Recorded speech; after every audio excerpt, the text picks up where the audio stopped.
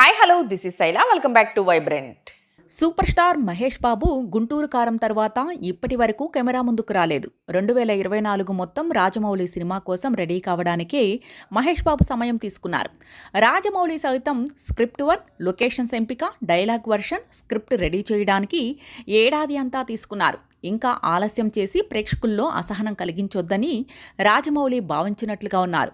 అందుకే కొత్త సంవత్సరంలో కొత్త సినిమా పూజా కార్యక్రమాలు నిర్వహించేందుకు ఏర్పాట్లు పూర్తి చేశారని తెలుస్తోంది. రేపు జనవరి 2 తెల్లవారుజామున పూజా కార్యక్రమాలు జరగబోతున్నట్లు వార్తలొస్తున్నాయి. అయితే ఇప్పటి వరకు అధికారికంగా ప్రకటన జరగలేదు.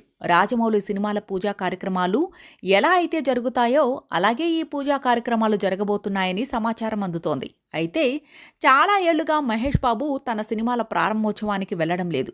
అదే సెంటిమెంట్గా వస్తోంది. నమ్రతా శిరోద్కర్ ఎక్కువ శాతం మహేష్ బాబు సినిమాల పూజా కార్యక్రమానికి వెళ్తున్నారు.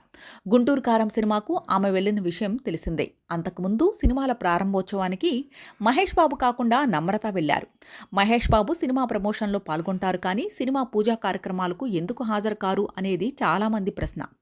అయితే మహేష్ బాబు తన పద్ధతులన్నింటినీ రాజమౌళి సినిమా కోసం పక్కన పెట్టాల్సి వచ్చింది.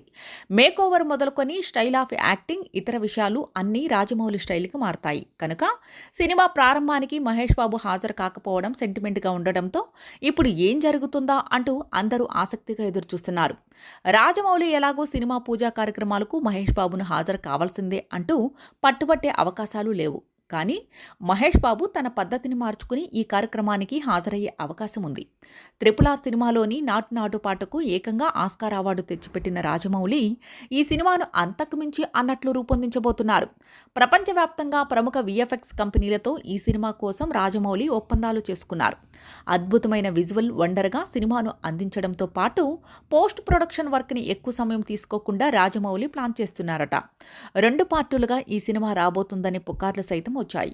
2025 ఆరంభంలో సెట్స్ పైకి వెళ్లబోతున్న ఈ సినిమా విడుదలకు కనీసం 2 ఏళ్ల సమయం పట్టొచ్చు కనుక 2027 వరకు ప్రేక్షకులు వెయిట్ చేయాల్సి ఉంటుంది. రెండో పార్ట్ 2028లోనే విడుదల చేస్తారనే వార్తలొస్తున్నాయి. ఇలాంటి లేటెస్ట్ అప్డేట్ కోసం చూస్తూనే ఉండండి వైబ్రెంట్.